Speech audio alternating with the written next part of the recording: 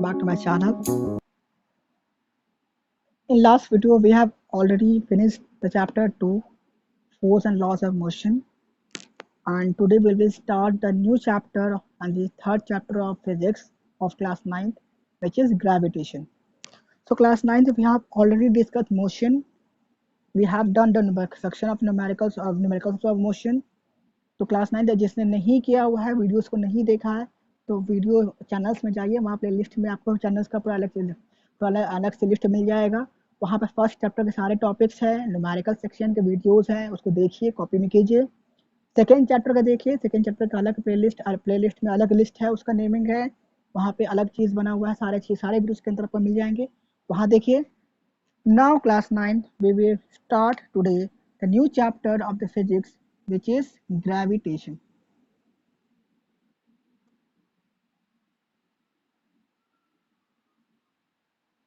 है ना?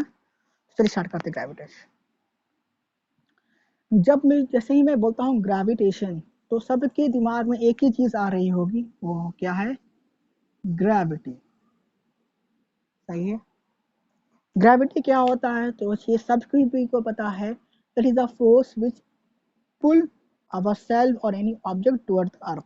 ग्रेविटी क्या है? एक तरीके का फोर्स है जो हर ऑब्जेक्ट, अर्थ के ऊपर हर ऑब्जेक्ट को लगता है, जो हमको नीचे की ओर पुल करता है, नीचे की ओर खींचता रहता है, वो ग्रेविटी है। सबसे कॉमन एग्जांपल आपने कहाँ देखा होगा कि जैसे न्यूटन जहाँ से स्टार्ट किए थे कि क्या वो पेड़ के नीचे बैठे हुए थे, और यहाँ पे क्या था? एप्पल था। ये कॉन्सेप्ट आया कैसे था? जिसको नहीं पता उसके लिए है। यहाँ पे क्या है, आइजैक न्यूटन बैठे हुए थे, तो अचानक उनके सामने क्या हुआ, यहाँ से एप्पल टूटा, ब्रेकडाउन हुआ और नीचे की ओर गिर गया, है ना? तब ये बात उनके दिमाग में स्ट्राइक किया कि एप्पल टूटा, वहां से पेड़ से क्या डिस्ट्रैक्ट हुआ, डिस्ट्रैक्ट होने के बाद वो नीचे की ओर गया, तो वो क्यों नीचे की ओर आया? तो ऑब्वियस सी बात है, अब तक फोर्स के बारे में वो पढ़ चुके थे, कोई ना कोई फोर्स लगता है, तो क्यों वो नीचे की ओर आया? क्यों नहीं वो ऊपर चला गया, कोई आओ, क्यों नहीं लेफ्ट राइट चला गया? क्या नीचे की कोई इसको खींच रहा है? क्या कोई नीचे कोई भी ऐसा कोई फोर्स है जो उसको नीचे पुल डाउन कर रहा है? ठीक है। बाद में डिस्कवरी हुई और उसके बाद उसको क्या मालूम पड़ा, वो क्या है? ग्रेविटी, है ना? तो यहाँ से न्यूटन ने जब इसको पढ़ाई किया, रिसर्च किया, तो ये क्या फाइंड आउट किया, इस पूरे यूनिवर्स में ना, अब यहाँ यूनिवर्स की बात हो गई, यूनिवर्स अर्थ की बात हम नहीं कर रहे ना, पूरे यूनिवर्स, सोलर सिस्टम की बात भी नहीं कर रहे हैं, पूरे यूनिवर्स। सोलर सिस्टम में जितने सारी चीजें, सब सोलर सिस्टम में कल प्लैनेट्स लेते हैं ना, हम यहाँ एस्ट्रॉयड, मेट्रॉयड, ये वो सब की बातें कर रहे हैं। पूरे यूनिवर्स में जितने भी ऑब्जेक्ट हैं, ठीक है, जितने भी ऑब्जेक्ट हैं जिसके पास मास है, और दो ऑब्जेक्ट हमारे जी, किसी पास m1 है और किसी पास m2 है, और वो मास कुछ भी हो सकता है, 0.000000001 या 1000, कुछ भी। हर यूनिवर्स के हर दो ऑब्जेक्ट के बीच में एक फोर्स ऑफ अट्रैक्शन लगता है, ठीक है, एक फोर्स ऑफ अट्रैक्शन लगता है, जिसको हम लोग बोलते हैं force of gravitation, force of gravitation. समझ में आया? उसको हम क्या बोलते हैं? ग्रेविटी, सिंपल वर्ड में ग्रेविटी भी बोलते हैं। तो वो क्या, उन्होंने क्या फाइंड आउट किया कि पूरे यूनिवर्स में कोई भी दो ऑब्जेक्ट है और उनके अगर उनके पास मास है, ठीक है, तो उन दोनों के बीच में फोर्स ऑफ अट्रैक्शन वर्क करता है। एग्जाम्पल, मैं यहाँ पे हूँ और ये पेन है, तो मेरे पास ना कुछ मास होगा, इस पेन के पास भी कुछ ना कुछ मास होगा, बट हम दोनों के फोर्स बीच में भी क्या, फोर्स ऑफ अट्रैक्शन लग रहा है। मेरे साथ ये बोर्ड है, तो इसके मेरे इसके बीच में भी लग रहा है, पेन और ये बोर्ड है, तो इन दोनों के बीच में भी लग रहा है, इन सबके बीच में फोर्स ऑफ अट्रैक्शन एक मेंटेन किया हुआ है, ठीक है। तो क्यों नहीं ऐसा, अगर फोर्स ऑफ अट्रैक्शन लग रहा है, सवाल यहाँ पे ये होता है कि फोर्स ऑफ अट्रैक्शन लग रहा है, तो क्यों नहीं ये पेन उठ के इनसे चिपक जा रहा है ना? क्यों नहीं मैं बोर्ड पे चिपक जा रहा हूँ? फोर्स लग रहा है तो क्यों नहीं ऐसा कुछ हो रहा है? अपना फोर्स ऑफ अट्रैक्शन लग रहा है, खिंचाव हो रहा है, तो क्यों नहीं हो रहा है? तो क्यों नहीं हो रहा है कि जो वैल्यू ऑफ फोर्स होगी, है ना, तो जो वैल्यू ऑफ फोर्स होगी दो ऑब्जेक्ट के बीच में लग रही है, वो किस पे डिपेंड करती है? दोनों ऑब्जेक्ट के मास पे,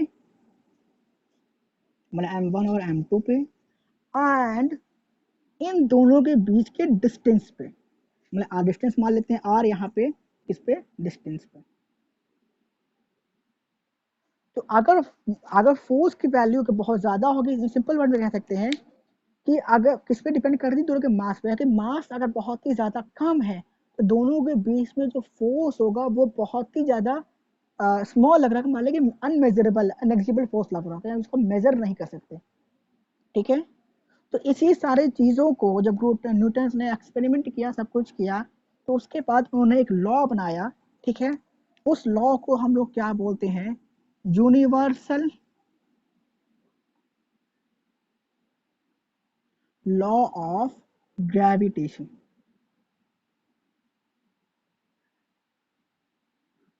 है ना। देखिए मेरी बात ध्यान सुनिएगा क्लास 9, जब भी हम कोई चीज़ बोलते हैं कि जैसे कि यूनिवर्सल है, यूनिवर्सल ट्रुथ, यूनिवर्सल लॉ, उसका मतलब क्या होता है कि वो लॉ, वो सच, मतलब ये जो यूनिवर्सल ट्रुथ है, तो उसका मतलब होता है कि वो चीज़ पूरे यूनिवर्स में वर्क करता है। जैसे क्या कि मैं कहूँगी गॉड होते हैं, तो ये तो ट्रुथ है, ये सच है, गॉड होता है, मतलब गॉड होते हैं, तो यूनिवर्सल ट्रुथ है, ये पूरे यूनिवर्स में एक्सेप्टेबल है कि गॉड है, कोई एक गॉड है, देयर इज वन गॉड, तो ये पूरे यूनिवर्स के लिए ट्रुथ है, एक ही ईश्वर है, तो ये क्या यूनिवर्सल ट्रुथ है, तो पूरे यूनिवर्स में एक्सेप्टेबल है। ये कौन सा लॉ है, यूनिवर्सल लॉ ऑफ ग्रेविटेशन, कि ये ऐसा नहीं कि अर्थ पे वर्क करेगा, मून पे वर्क नहीं करेगा, कि अर्थ, मून, मरकरी, प्लूटो सब पे वर्क करेगा। तो वो यूनिवर्सल लॉ ऑफ ग्रेविटेशन क्या कहता है, according to universal law of gravitation, मैं इसके वर्डिंग्स पढ़ लेता हूँ। According to universal law of gravitation, every body in the universe attracts every other body with a force which is directly proportional to the product of their masses and inversely proportional to the square of distance between them. क्या कहता है कि अगर पूरे मान लीजिए कहीं universe में कहीं पे दो ऑब्जेक्ट है, एक का मास m1 है, दूसरा ऑब्जेक्ट उसका मास क्या है, m2 है, और दोनों के बीच में जो डिस्टेंस है वो मान लेते हैं r। तो वो क्या कहता है कि हर दो ऑब्जेक्ट जिसके बीच में मास होगा और डिस्टेंस कम जिसके बीच में भी होगा, ठीक है, तो उन दोनों के बीच में फोर्स ऑफ अट्रैक्शन वर्क कर रहा होगा एफ, और वो जो फोर्स होगा वो दोनों के प्रोडक्ट, मास के प्रोडक्ट पर के डायरेक्टली प्रोपोर्शनल होगा, यानी m1 m2 m2, और उनके डिस्टेंस के स्क्वायर के इनवर्सली प्रोपोर्शनल होगा, है ना। क्या बोलता है कि जो हमारे फोर्स होगा कि कितना फोर्स वर्क कर रहा है, 10 न्यूटन, 5 न्यूटन, वो किस पे डिपेंड कर रहा होगा, दोनों ऑब्जेक्ट के मास के प्रोडक्ट के डायरेक्टली प्रोपोर्शनल है, और उनके बीच के डिस्टेंस के स्क्वायर के इनवर्सली प्रोपोर्शनल है। इट मीन्स व्हाट, कि अगर दोनों का मास को मल्टीप्लाई करने पे वैल्यू के बहुत ज़्यादा आती है, तो उनके बीच के जो फोर्स होगा वो भी क्या हो जाएगा, बहुत ज़्यादा होगा, कि ज़्यादा फोर्स ऑफ अट्रैक्शन लगेगा। दूसरा चीज़, डिस्टेंस ये क्या है, पहली बात तो इनवर्सली प्रोपोर्शनल है ना, इनवर्स प्रोपोर्शनल है, और वो भी क्या है, स्क्वायर का, यानी डिस्टेंस बहुत ज़्यादा हो जाएगा, है ना, डिस्टेंस बहुत ज़्यादा हो जाएगा, तो फोर्स की वैल्यू क्या हो जाएगी, कम हो जाएगी। एग्जाम्पल दिखाता हूँ कि अगर आर की वैल्यू 2 मीटर है, कि दो ऑब्जेक्ट है, ठीक है, 1 किलोग्राम, और दोनों के बीच में डिस्टेंस 2 मीटर का है, तो अगर हम यहाँ रखते हैं तो यहाँ कितना हो जाएगा, आर का स्क्वायर यानी कि 2 का स्क्वायर यानी कि 1/4, है ना, तो 1/4 वर्क कर रहा है, तो यानी कि 4 वैल्यू तो खुद ही बड़ी हो गई, तो फोर्स और क्या हो गया, और भी कम हो जाएगा। यानी डिस्टेंस जितना ज़्यादा हो जाएगा, फोर्स की वैल्यू उतनी ही कम होती चली जाएगी। तो यहाँ पे क्या है, स्क्वायर का रिलेशन है ना, कि जो डिस्टेंस है उसका स्क्वायर कर दो, फिर उसका इन्वर्स कर दो, तो फोर्स की वैल्यू डिपेंड करता है। जितना डिस्टेंस हम बढ़ाएंगे फोर्स की वैल्यू क्या हो जाएगी, कितनी कम हो जाएगी। यहाँ पे क्या है, फोर्स हमारा क्या है, डायरेक्टली प्रोपोर्शनल है m1 m2 के, और डिस्टेंस के क्या है, इनवर्सली प्रोपोर्शनल है।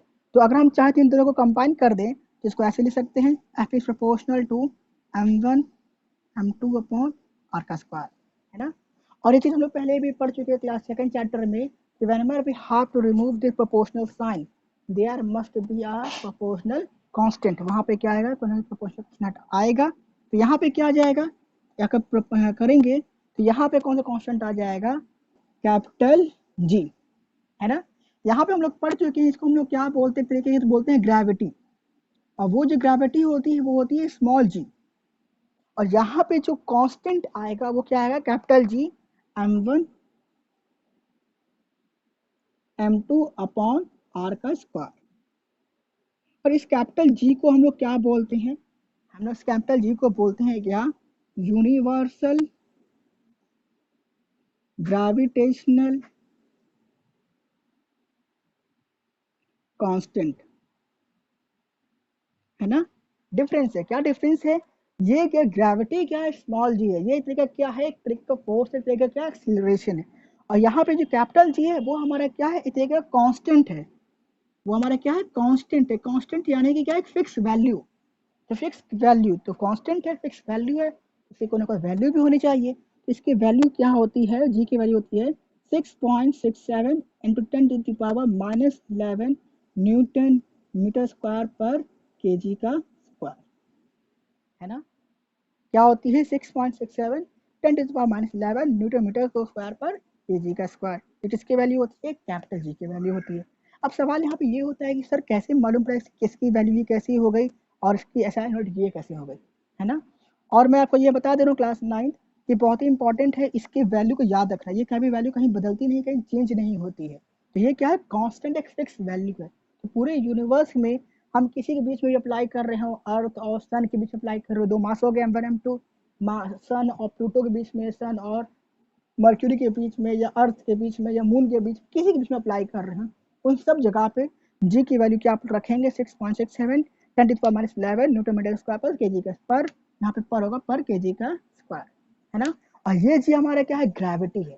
जैसे कि जी क्या है, तरीके फोर्स है, तरीके एक्सीलरेशन है। जैसे हमारे अर्थ के पास ग्रेविटी है, मून के पास ग्रेविटी थोड़ी कम है, और मार्स पे क्या है, ग्रेविटी पे हम ढूंढ रहे हैं, वहां पे ग्रेविटी है ही नहीं, है ना? तो ग्रेविटी केवल हमारे अर्थ पे वर्क कर रही है।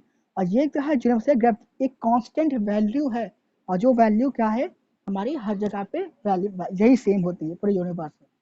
और जो हम लोग पढ़े सेकंड लॉ पढ़े थे, वहाँ कह थे एफ टू के इंटू एम इंटू ए पढ़े थे, तो वहाँ पे मैंने हल्का सा इसके बारे में बताया भी था।